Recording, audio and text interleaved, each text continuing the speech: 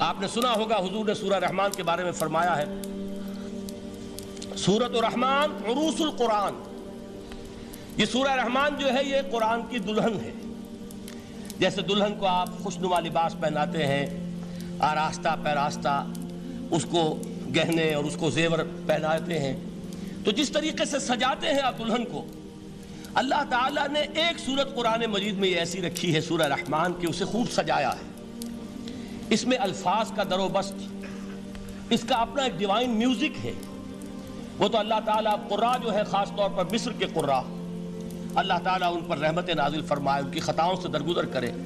جس طرح قرآن کے انٹرنسک میوزک کو انہوں نے واضح کیا ہے، واقعہ یہ ہے کہ اگر یہ لوگ نہ ہوتے، شیخ عبد الباسط محمد عبد الصمد، شیخ محمود خلیل الحصری، یہ لوگ کہ جنہوں نے قرآن کے اس غنا میوزک، یہ لفظ جو ہے آپ حیران نہ ہو کہ میں یہ کوئی شاید توہین کر رہا ہوں قرآن کی، حضور نے یہ لفظ استعمال کیا ہے، تغنو، اس قرآن کو اچھی سے اچھی خوشلہانی کے ساتھ پڑھو۔ من لم یتغن بالقرآن فلیس منا، جو قرآن کو بہتر سے بہتر انداز میں، اچھی سے اچھی آواز میں، خوشلہانی کے ساتھ پڑھنے کی کوشش نہیں کرتا، وہ ہم میں سے نہیں ہے۔ بلکہ ایک مرتبہ حضور رات کے وقت آپ گشت پر تھے اپنے ساتھیوں کے حالات معلوم کرنے کے لیے۔ حضرت ابو موسیٰ اشعری رضی اللہ تعالیٰ عنہ ایک صحابی ہیں، ان کے گھر کے پاس سے گزر ہوا، وہ رات کو تہجد پڑھ رہے تھے، کھڑے ہوئے کیف کے عالم میں قرآن تلاوت کر رہے ہیں۔ حضور کو بہت پسند آئی ان کی قرات، کافی دیر تک وہاں کھڑے سنتے رہے۔ اب انہیں کیا پتا کون سن رہا ہے۔ بالکل اسی طرح سمجھ لیجئے ایک بات یاد آئی ہے، حضور فرماتے ہیں کہ جس طرح کان لگا کر اللہ قرآن کو سنتا ہے، کسی چیز کو نہیں سنتا۔ ہمیں نظر نہیں آتا نا، ہمیں معلوم نہیں، ہم قرآن پڑھ رہے ہیں تو سننے والا کون ہے؟ سب سے زیادہ کان لگا کر خود اللہ۔ یہاں اس لیے مجھے یاد آیا کہ ابو موسیٰ اشعری کو کیا پتا تھا کہ کون سن رہا ہے؟ وہ اپنی کیفیت میں نماز میں تہجد میں قرآن کی تلاوت کر رہے تھے، اور ظاہر بات ہے ان کے گھر ایکڑوں میں بنے ہوئے نہیں تھے، ایک ایک کمرہ، ایک ایک کوئی حجرہ، ایسے ہی تو گھر تھے نا صحابہ کے۔ لہذا حضور پاس سے گزرے، آواز آئی، کافی دیر سنتے رہے۔ اس کے بعد آپ تشریف لے گئے، صبح فجر میں ملاقات ہوئی تو حضور نے تحسین کے انداز میں فرمایا، یا ابا موسیٰ انک قد اوتیت مزمارا من مزامیر آل داؤد، اے ابو موسیٰ تمہیں تو آل داؤد کے سازوں میں سے ایک ساز اللہ نے عطا فرما دیا ہے۔ جس طرح حضرت داؤد، لہن داؤدی مشہور ہے کہ جب وہ پچھلے پہر رات کو حمد کے ترانے الاپتے تھے، قرآن میں ہے کہ پرندے شامل ہو جاتے تھے ساتھ، اور پہاڑ وجد میں آتے تھے، پہاڑ بھی ان کے ساتھ شریک ہوتے تھے۔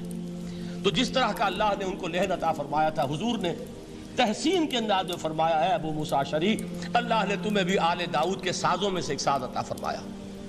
بہرحال قرآن مجید کا جو یہ میوزک ہے، قرآن کے الفاظ کا جو حسن ہے، جہاں تک حسن معنوی ہے وہ تو ہر لفظ میں ہے، لیکن یہ حسن ظاہری، حسن صوتی، حسن لفظی، یہ اپنے کلائمیکس پر آپ کو نظر آئے گا سورہ رحمان میں۔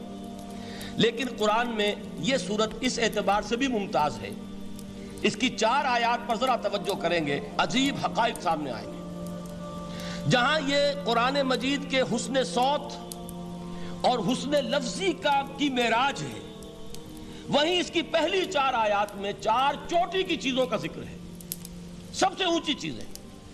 پہلی آیت کیا ہے؟ الرحمن، ایک آیت ہو گئی۔ رحمان کیا ہے؟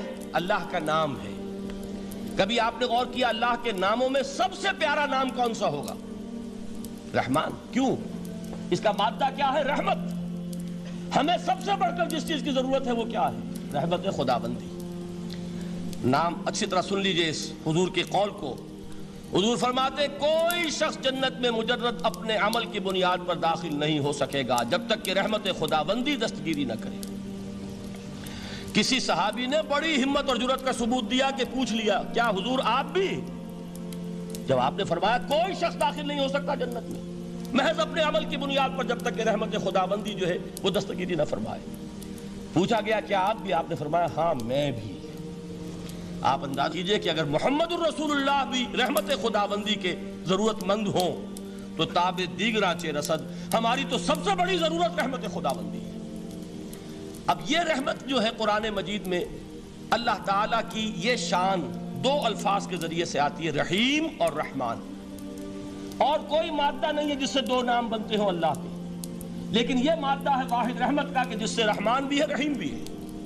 رحیم صفت مشبہ ہے، رحمت دائم ہو جائے گی، مستقل ہوگی تو رحیم کہیں گے، اور رحمان اس میں رحمت کی ہے وہ شان ہے کہ جیسے ٹھاٹھے مارتا ہوا سمندر ہو، ہیجان کی کیفیت، طوفانی کیفیت، رحمت خداوندی کا طوفانی جوش، وہ ہے رحمان۔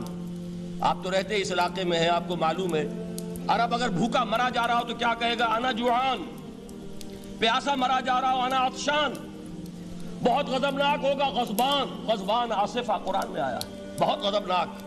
رحمان جس کی رحمت جو ہے جوش میں ہے، ٹھاٹھے مارتے ہوئے سمندر کے مانند۔ تو یہ اللہ تعالیٰ کے ناموں میں سب سے پیارا نام۔ اب آگے چلیے، الرحمن علم القرآن، رحمان نے قرآن سکھایا۔ رحمت خداوندی کا سب سے بڑا مظہر، رحمان کی رحمانیت کا سب سے بڑا مظہر قرآن ہے۔ ان میں جو منطقی ربط ہے اس کو سمجھتے جائیے۔ اچھا آپ یہ سوچئے، جو علم بھی انسان کو حاصل ہوا وہ کس نے دیا؟ اللہ نے۔ سائنس کا علم کس نے دیا؟ اللہ نے۔ علم آدم الاسماء کلہا، وہ علم الاسماء جو حضرت آدم کو دے دیا گیا تھا ازل میں، یہ اسی کا ظہور ہے، یہ اسی کی ایکسفولیشن ہے جو ہو رہی ہے اور ہوتی رہے گی ابھی۔ اور دوسرے علم ہے وہ کس نے دی؟ اللہ نے دی۔ لا یحیطون بشیء من علمہ الا بما شاء، مخلوق میں سے کوئی اللہ کے علم میں سے کسی شے کا احاطہ نہیں کر سکتا مگر وہ جتنا اللہ دینا چاہے۔ لیکن یہ کہ تمام علوم میں چوٹی کا علم قرآن۔ نوٹ کرتے جائیے، اب چوٹی کی چیزیں جمع کیجیے۔ اللہ کے ناموں میں چوٹی کا نام رحمان، اللہ نے جو کچھ انسان کو سکھایا اس میں چوٹی کا علم قرآن۔ خلق الانسان، انسان کو پیدا فرمایا۔ سوال یہ کہ حیوانات کو کس نے پیدا فرمایا؟ آسمان کس نے پیدا کیے؟ زمین کس نے پیدا کی؟ فرشتے کس نے پیدا کیے؟ کیا مطلب خلق الانسان؟ اس کی تمام مخلوقات میں اس کا کلائمیکس، اس کی تخلیق کی معراج، اس کے تخلیق کا نقطہ عروج انسان ہے۔ یہ ہے کہ جو مسجود ملائک بنا ہے۔